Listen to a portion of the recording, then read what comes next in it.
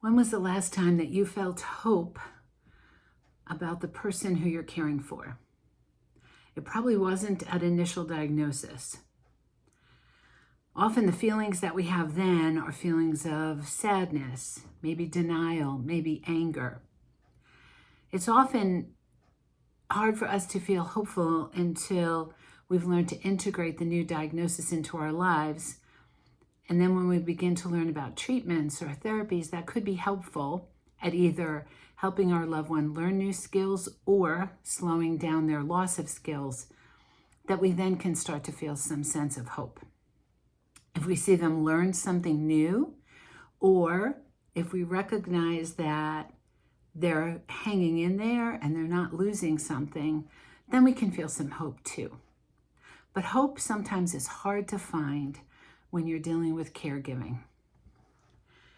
Sometimes we can feel like we've lost hope, especially when we go through, say, a loss of skills. Maybe when we compare maybe our child who has a disability to somebody the same age as them.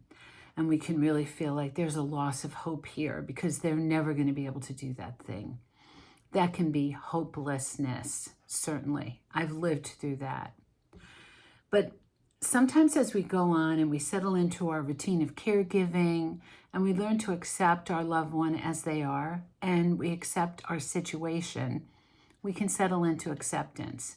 And then sometimes we can feel hope in maybe the small moments of every day, the glimmer of goodness, the glimmer of love or happiness or peace, and we can feel hope again.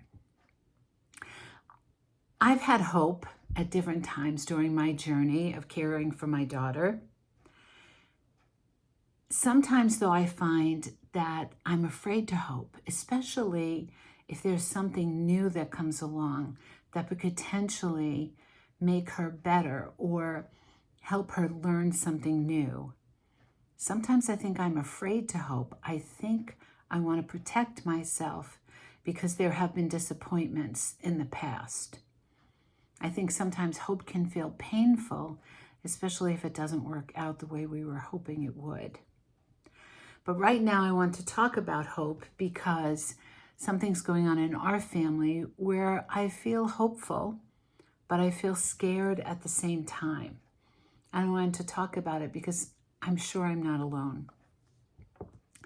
For those of you who are new here, my name is Teresa, and I care for my daughter who has a developmental disability from birth, and she requires total care.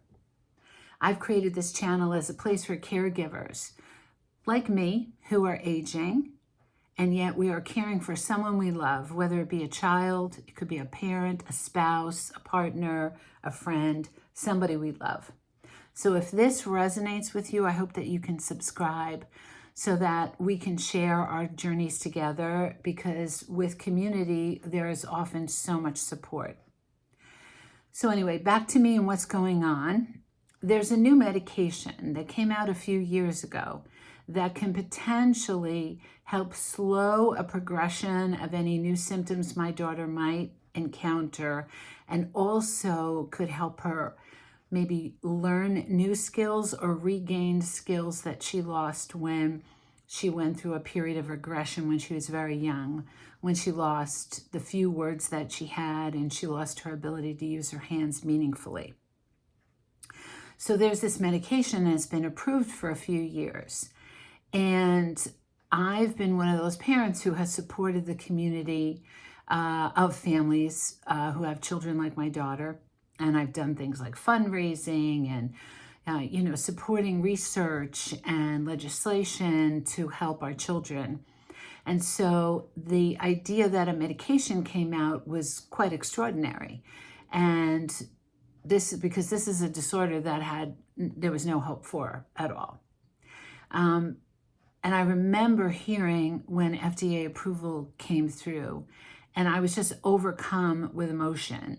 I was in the car and I just burst into tears. I couldn't even contain my feelings. I felt relief and such happiness for my community, but I also felt a sense of fear because I felt like maybe there was some hope for my daughter. And I've been down this path before. And when the path doesn't work out and it doesn't get to the end point that I want, I know how sad I felt.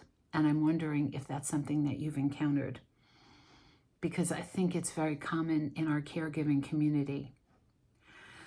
So I started to learn about this drug, and I actually never went ahead with having her start it because there were a number of side effects, and I listened to other parents' stories. And given our situation at the time, it was not something that we could integrate into our life without a great deal of disruption, and it wasn't clear to me how much gain we'd get. So I waited, but I've been watchfully listening and learning. And there have been some tweaks made to the medication. And so now the side effects potentially could be less, and there's still some hope that things could get better. So we're going to give it a try. And I feel some hope now, but I'm afraid to have a lot of hope because I'm trying not to think about it. I'm trying not to think about what could happen to her if she got better, because I've had those dreams in my head and I have loved those dreams. But when those dreams have not come true, the crushing disappointment has been so overwhelming. So I know that I'm trying to protect myself. I'm trying to protect myself from hope. But I don't know if that's really a good thing for us. I'm trying to protect myself from fear and disappointment, but yet there could be so much good that could come from this. Or even if a little bit of good came from this, wouldn't that be a wonderful thing? So I've been thinking about hope. So I dug into some of the research about hope, and I was reading about it. And I knew this, and you probably do too. Feeling hopeful is actually really good for us. Research shows that when we feel hope, it kind of lights up parts of our brain. It helps us make plans. It helps us make decisions. It moves us from the paralysis of inaction to action.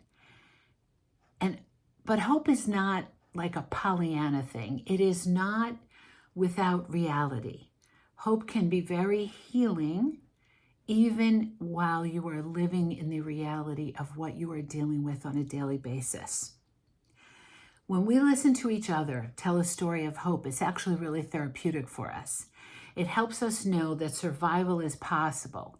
It helps us know that the world is not fully broken, the ending of the story is not yet written, and that things actually could get better, even by some small incremental amount. And wouldn't we take that? So this is where sharing stories of hope amongst ourselves as a community can be really helpful. I wonder if you have heard of the book by Viktor Frankl called Man's Search for Meaning.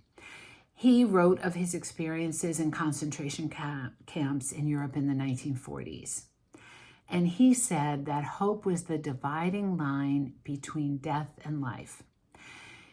His sense was that if someone in a very terrible situation, such as he was in, could find some hope, some kind of meaning in what they were doing and in what they were living through, they would see some purpose in their life, and they would therefore be more likely to hold on and to actually live. Frankl said suffering gives us meaning, and that it helps us see purpose in a situation. And I've thought about that so much as I've lived a life of almost 40 years of caring for a child who has a significant disability and all that comes with that, in terms of really understanding what she can and cannot do and what her life would be like, what her life would not enable her to do, which if we made a list would be a lot of things. It can be very, very, very saddening. However, I know that in my role as a caregiver and in my role as a mother, I love her very, very much, and I could not imagine my life without her. And just being with her brings me a great deal of joy. And in caring for her, I get a great sense of purpose. And there are deep moments of connection, even in very simple things such as feeding her a meal or giving her a shower. I'm not saying I like my situation. However, I think I can find meaning in the small things that I have to do each day with her. And I wonder what you think about that. When your loved one has a good day, or a good afternoon, or a good moment, I'm wondering how you find meaning in that. You might have had the opportunity to take away some pain or some anxiety they were feeling, or sadness, even just for a moment, and you can feel joy in that. We who are caregivers, who struggle to see hope in our days, we know that hope is not denial. We want to feel hope in the face of acceptance, understanding the reality in which we live and the reality of what we are facing. But we try to see a bright light or a small goodness in a situation. So how do we build more hope into our lives? How do we find more hope? How do we feel it? We can stay connected with others and share more about our situations. I know that in telling you all this story about her medication has made me feel happy. There is a glimmer of hope that I'm feeling that maybe things could be slightly improved in just one aspect of her life, and I will take that. That will bring us joy. You know, I'm not looking for advice, and I know you're not either. I'm just looking for a place to share a story and to have someone sit with me and say, hey, I hear you. And I know that sometimes when we talk about the rough stuff that we're going through, an inclination from another loved one might be to say, hey, why don't you do this? Why don't you do that? And when really all we need for them is just to sit with us and to listen and to hear our story, have us feel seen, sit with us in our situation, and help us see the hope in it. But not by suggesting a solution. It's more like just saying, hey, I hear you and I see it. I see your life, but I see all the goodness in you and in the person you are loving and living with. So if you're living in a tough caregiving situation right now, I hope that you are finding hope in something, even if it's very small. Maybe it's not a cure. I know I'm not facing a cure, but I might face an improvement. Maybe it's a night of deep rest. Maybe it's a day where your loved one has no anxiety and only has happiness. Maybe it's a joyful moment of love between you and your loved one. I'm feeling hopeful right now for what this medication might do to our daughter.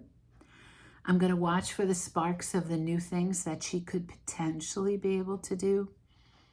But in the meantime, I'm going to live for now, and I'm going to look for the moments where I can feel joy at what she can do now, at what we can experience together, just by being together. I hope that you would want to share your thoughts, your moments of hope in the comments so that we can talk together about how we can all persist through our caregiving journey. Thank you so much for listening. I hope that you find time this week to do something to feed your soul. Until next time.